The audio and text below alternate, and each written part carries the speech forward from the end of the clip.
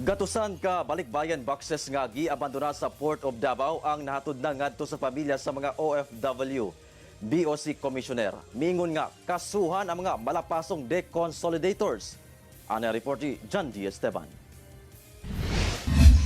Nakigdialogo si Bureau of Customs Commissioner Ariel Nepomuceno sa pipila ka OFW ug sa ilahang pamilya sa Davao City Miyerkules sa hapon, April 8. Aron matubag ang ilahang kabalaka kalabot sa paghatod sa mga balikbayan boxes.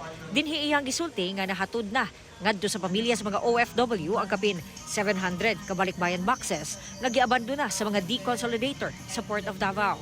Kini nga mga balikbayan boxes wala na padala sulod sa 8 ka bulan hangtod 3 ka tuig. Dapat yung nag-import, yung mga deconsolidators, kasi kasuhin nila yon. Bayaran nila dapat yung shipping cost, arrastre charges, PPA cost, Philippine Ports Authority, at yung taxes sa gobyerno. Lahat yan hindi nila binayaran. Iniwanan lang nila sa ports. At pinignan nila, pag tinignan yung website nila, nakalagay doon, pending in the Bureau of Customs. Scheme yun. Dahil ang daling sisi ng customs eh. Dutaan matud pa sa BOC ang 11 ka malapasong deconsolidators, paglapas sa Customs Modernization and Tariff Act ug kasong kriminal nga large-scale staffa ang ipasangat bato kanila sa pakigalayon sa Department of Justice. Nakita natin na kailangan pa natin higpitan yung accreditation sa BOC kasi wala naman dating accreditation.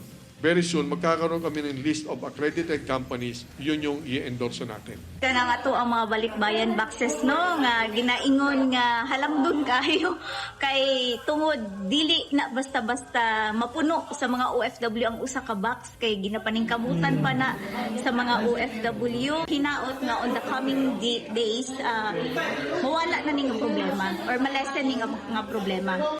Kauban, sa Bebot Kahe sa kamera, John D. Esteban. 1 Mindanao.